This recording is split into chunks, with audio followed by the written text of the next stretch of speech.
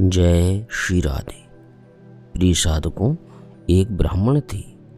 ऐसी घटना हुई, 1 साल के भीतर परिवार में जितने सदस्य थे सभी मर गए। वे अकेले बच गए। श्राद्ध आदि करने में ऋण हो गया। मकान गिरवी रखकर रुपया लिया। फिर एक जगह 8-10 रुपए की नौकरी कर ली।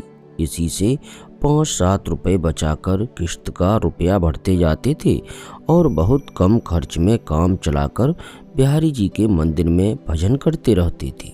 यह नियम है कि तमस्सुक की पीठ पर किश्त का रुपया चढ़ा दिया जाता है, पर उस महाजन के मन में बेईमानी थी। वह मकान हड़पना चाहता था, इसीलिए चढ़ाता नहीं था। जब रुपया करीब सब भर गया, केवल 8-10 रुपए बाकी बचे थे, तब उसने पूरे रुपए की सूद सहित नालिश कर दी। सम्मन आया। बेचारे ब्राह्मण देवता बिहारी जी के मंदिर में बैठे थे। सुनकर बहुत दुखी हुए। बोले, मैंने तो 100 रुपए भर दिए हैं, केवल 8-10 रुपए बाकी हैं।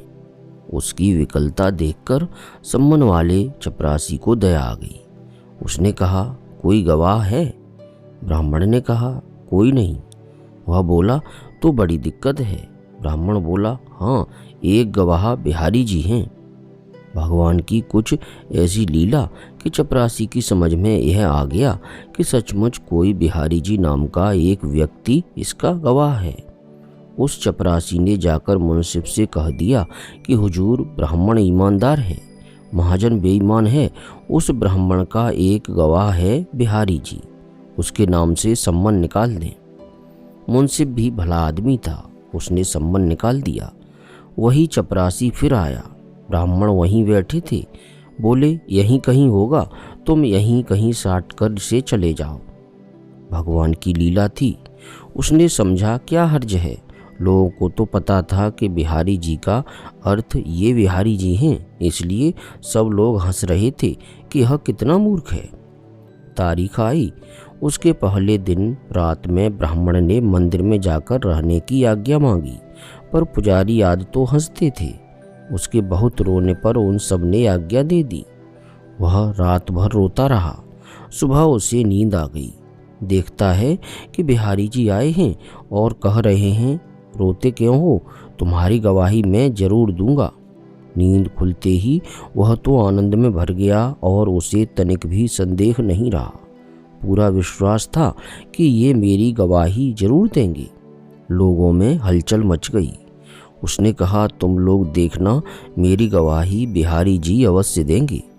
बहुत से आदमियों ने सोचा, चलकर कोर्ट में आज तमाशा देखेंगे, पर भगवान की लीला। आंधी पानी आ गया। फलतः बहुत कम आदमी जा सके। फिर भी कुछ पुण्य आत्मा भाग्य से चले गए। कोर्ट में मुंसिफ के सामने मामला पेश हुआ। मुंसिफ ने पूछा, गवाह आया है? ब्राह्मण बोला, हाँ हुजूर, आया है। चपरासी ने आवाज लगाई, बिहारी जी गवाह हाजिर हों।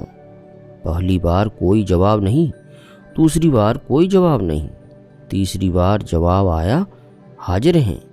इतने में लोगों ने देखा, एक व्यक्ति अपने सारे शरीर को काले कंबल से ढांके हुए आया और गवाह के कटघरे में आकर खड़ा हो गया।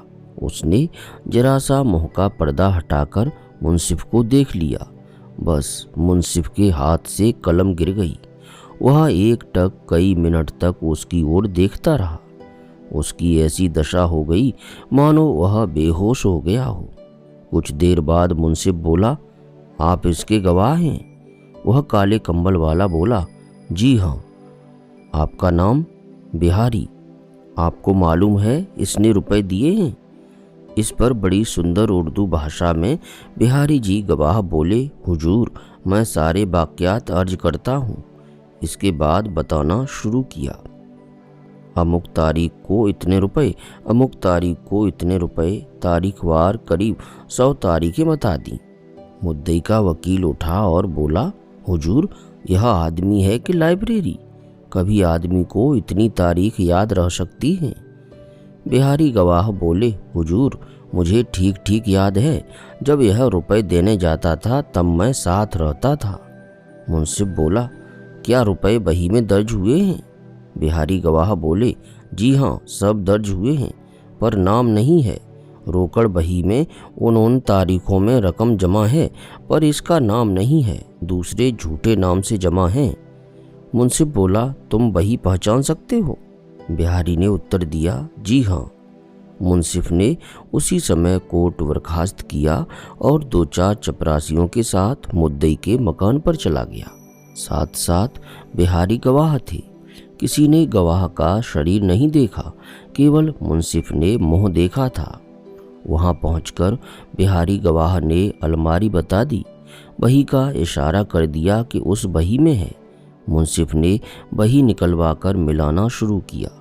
गवाह ने जो तारीखें बताई थीं, उन्हीं में उतनी रकम दूसरे उचंत के नाम से जमा थी। अंतिम तारीख कई पन्नों के बाद थी। पन्ने उलटने में देरी हो गई, पर वह भी ठीक मिली। पर इतने में ही लोगों ने देखा कि बिहारी गवाह का पता नहीं। क्या हुआ, कहाँ गए, कुछ पता नहीं चला। मुंसिफ कोर्ट में आया, मुकदमे को डिसमिस कर दिया और स्वयं त्याग पत्र लिखकर साधु हो गया। गोलोकवासी पूज्य श्री राधा बाबा जी लिखते हैं, यह घटना कहीं शायद छपी भी है। संभव है मुझे कुछ हेर फेर से सुनने को मिली हो, पर घटना सर्वथा सच्ची है तथा इसमें कुछ भी आश्चर्य की बात नहीं है। यदि मनुष्य का भगवान पर सच्चा विश्वास हो तो आज भी ऐसी इससे भी अद्भुत घटना हो सकती है और होती भी है। पूज्य श्री राधा बाबा जी और अन्य सभी संतों भक्तों का सच्चे हृदय से स्मरण करते हुए गदगद कंठ के साथ बोलिए, राधे कृष्ण कृष्ण कृष्ण राधे राधे, राधे श्याम श्याम श्याम राधे राधे।